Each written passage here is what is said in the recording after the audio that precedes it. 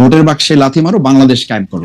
তো সেই বাংলাদেশ কায়েম করা প্রসঙ্গে এসে মরহুম প্রেসিডেন্ট শেখ মুজিবুর রহমান উনি তো বাংলাদেশের স্বাধীনতা উনি শেষ পর্যন্ত তো চান নাই। 7 মার্চে উনি ভাষণ, তার পরবর্তী সময়গুলো আমরা তো লক্ষ্য করেছি। আপনি শুধু জামাত ইসলামের অবস্থাটার কথা বলেন। বাংলাদেশ শেখ মুজিবুর রহমান স্বাধীনতা চায় নাই, ভালো কথা। বাংলাদেশ এই বাংলাদেশ জামাত ইসলামী 53 বছরে যে ন্যারেটিভ গুলো বাংলাদেশে আমরা লক্ষ্য করেছি, আপনি বাংলাদেশ জামাত ইসলামী সেই পর্যালোচনাগুলি তখন ছিল যে আমরা বাংলাদেশ জামাত ইসলামী স্বাধীনতা চাই, কিন্তু ভারত সহযোগিতার মাধ্যমে যে ষড়যন্ত্রমূলক ভাবে দেশকে স্বাধীন করে এই দেশকে তাদের একটা অঙ্গরাজ্য বানানোর পরিকল্পনা বা ষড়যন্ত্র করছে, এটার সাথে জামাত ইসলামী দ্বিমত ছিল।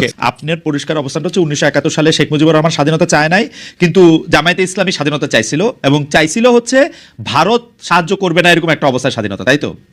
ভারতের ষড়যন্ত্রমূলক ওই সহযোগিতাকে সাথে নিয়ে আমরা, এবং এই অবস্থানে কোনো পরিবর্তন, এই 71 থেকে 25 পর্যন্ত কোনো অবস্থান পরিবর্তন হয় নাই, তো এটাই ছিল। তো এটাই ছিল, এটাই থেকে এইটাই আছে।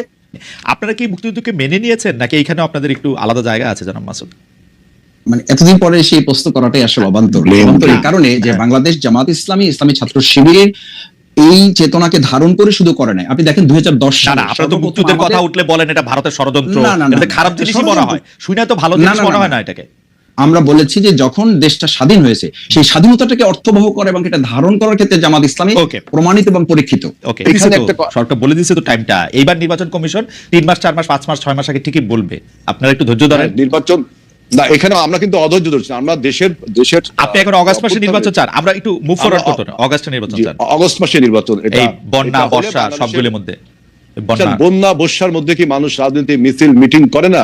এটা তো সে আপনি 4 মাস পরে হলে হবে না হালাল ভাই, 4 মাস পরে হলে হবে না, 4 মাস পরে হলে হবে না, এটা ডিসেম্বরে হলে হবে না, ভালো হবে না নির্বাচন। হ্যাঁ, কারণ যদি 4 মাস পরে না হয়, ডিসেম্বরের দিকে হয়, তখন এত আমি বললাম যে এই সরকারের পারফরমেন্সের যে ঘাটতি আছে, তিনি যে এই সরকার চালাতে পারছেন না, রুটিন ওয়ার্কটাও করতে পারছেন না, কত রকম এই সরকার একটা অন্তর্বর্তীকালীন সরকার, মনে হচ্ছে না এই সরকারের কাছে যত দাবি দেওয়া মানুষের, এতদিন যারা 17 বছর বঞ্চিত ছিল, রিয়েলি তারা বঞ্চিত ছিল, তারা দাবি দেওয়া পেশ করতে শুরু করেছে, এবং সরকারের একটা অদক্ষতার কারণে কিন্তু এই দাবি দেওয়াগুলো শুরু হয়েছে। আপনি দেখেন 8ই আগস্টে যখন সরকার গঠন, তার পরের দিনই সরকার ছাত্রদেরকে অটো পাস করার পারমিশন দিলেন, ছাত্রদের একটা আন্দোলনের ফলে।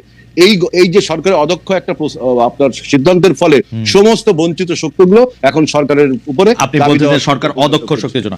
আচ্ছা, আমি সরকারের শক্তি এবং অনভিজ্ঞতা, অদক্ষ এবং অনভিজ্ঞতা, মুক্তিযুদ্ধকে, মুক্তিযোদ্ধাদেরকে তাদের ব্যক্তিগত পারিবারিক দলীয় সম্পদ বানিয়ে পুরো এই মুক্তিযুদ্ধ এবং মুক্তিযোদ্ধাদেরকেই বিতর্কিত করেছে, এবং তাদেরকে প্রশ্নবিদ্ধ শুধু করে নাই, তাদেরকে লাঞ্ছিত করেছে, এবং এটাকে একটা মানুষের খুব মানে ঘৃণীয় পর্যায়ে নিয়ে গেছে। আমরা মনে করি যে 2024-এর এরকম একটা বড় অর্জন কোন একটা দল বা ব্যক্তি বা গোষ্ঠীর জায়গা না গিয়ে এটা জাতীয় একটা সম্পদের মতো করে থাকুক, সকলের সম্মানের জায়গায় থাকুক। এরপরে যদি কোনো ব্যক্তি এই 2024-এর যে গণ অভ্যুত্থানের যে ইয়াটাকে, আমি আগেটা একটু জিজ্ঞেস করি, মুক্তিযুদ্ধটা কি থাকা উচিত তাহলে? মুক্তিযুদ্ধটা দেশের মানুষের সম্পদ হবে। আপনি বলছেন যে আওয়ামী লীগের সম্পদ, আওয়ামী লীগ এটাকে নিজস্ব সম্পদ করতে চাইছিল, কুক্ষিগত করতে চাইছিল। আপনারা তো আওয়ামী লীগের যে ন্যারেটিভ ছিল যে ওরা না থাকলে কি হবে, সেটা প্রমাণ করার জন্য তো মানে ব্যস্ত হয়ে গেছেন আমি দেখতে পাচ্ছি।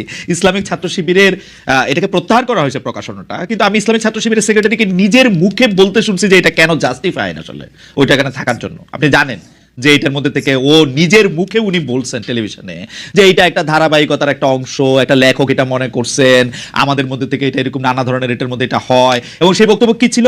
মুসলমানরা ভুল পথে গিয়ে এই মুক্তিযুদ্ধ করছে, আল্লাহ মুসলমানদের হেদায়েত করুক, বা এটা ভালো হোক, তাই তো? এখানে তো প্রাসঙ্গিক তো বিষয়, এটা অন্যদিকে আপনি গেলেন। সেটা আপনি মুক্তিযুদ্ধটা নিয়ে আপনাদের অবস্থা কি ক্লিয়ার মাসুদ ভাই? আপনাদের অবস্থা কি ক্লিয়ার? বিষয় আমাদের ক্লিয়ার হচ্ছে যে আমি বলেছি যে মানে এই কথাটা তো ঠিক যে মুক্তিযুদ্ধ এবং মুক্তিযোদ্ধাদের মতো এত সম্মানিত এই জায়গাটাকে আওয়ামী লীগ এটাকে বিতর্কিত, প্রশ্নবিদ্ধ করেছে এবং একটা নিন্দনীয় জায়গায় নিয়ে গেছে তাদের দলীয় সম্পদের উপর। আমি যেটা বোঝাতে চাইছি আপনাকে, প্রথম কথাটা আমাদের নেশনকে আমাদের মেসেজটা তো ক্লিয়ার করতে হবে। আমরা বোঝাতে চাই যেটা যে 2024-এর এই অর্জনটাও যেন আমরা কোনো ব্যক্তি, দল, গোষ্ঠী, রাজনীতির কোনো মার প্যাচে এটা যেন বিতর্কিত না হয়, এটা যেন প্রশ্নবিদ্ধ না হয়। সেই জায়গায় 1971 সালে বাংলাদেশ জামাত ইসলামীর অবস্থান আমরা বহুবার প্রকাশ করেছি, বহুবার পরিষ্কার করেছি। আমরা আমাদের কথা স্পষ্ট করেছি যে দেশের স্বাধীনতা সার্বভৌমত্বকে ধারণ করে বাংলাদেশ জামাত ইসলামী ইসলামী ছাত্র শিবির তার রাজনৈতিক কর্মকাণ্ড পরিচালনা করে। এবং সেই কারণে আপনি দেখেন যে 2024-এর এই গণ অভ্যুত্থানের মাত্র কয়েকদিন আগে আমাদেরকে নিষিদ্ধ করা হলো। কাউকে নিষিদ্ধ করা আমাদের করা হলো এই কারণে যে তখনকার আন্দোলন সংগ্রামে বাংলাদেশ জামাত ইসলামী ইসলামী ছাত্র শিবিরকে সরকার এবং তৎকালীন গোয়েন্দা সংস্থার রিপোর্ট অনুযায়ী তাদের কাছে মনে হয়েছে দেশপ্রেমের সামগ্রিক চেতনাটাকে বাংলাদেশ জামাত ইসলাম ইসলামী ছাত্র শিবির লোকেরা ধারণ করে এই কাজটা করছে। আর ছাত্র শিবির তার ছাত্র সংবাদে প্রকাশনা যেটা করেছে এটা একটা বিচ্ছিন্ন ঘটনা। আমি মনে করি যে তাদের এখানে একজন গবেষক একটা লেখা লিখেছে এবং তারা এটা পরে যখন বুঝতে পেরেছে বা এটা তাদের নজরে এসেছে, না আমি একটু খালি আমি বলছি যে যখন তাদের নজরে এসছে তারা প্রত্যাহার করেছে এবং এটার জন্য তারা দুঃখ প্রকাশ করেছে। জি জানাব।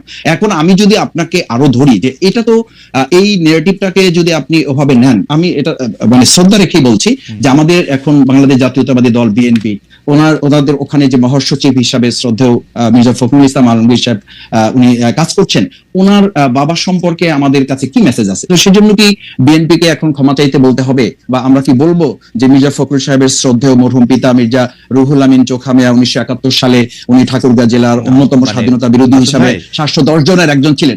একটু শেষ করছি।